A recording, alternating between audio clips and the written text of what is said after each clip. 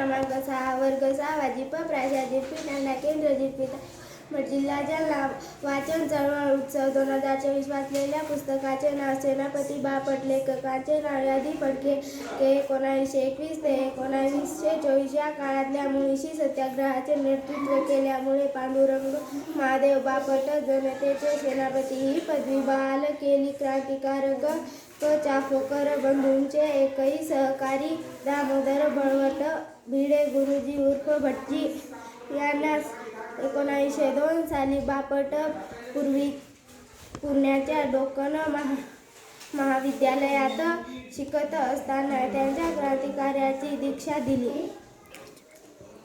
पुस्तकाचे मुखपृष्ठ सेनापती बापट यांचे चित्र आहे.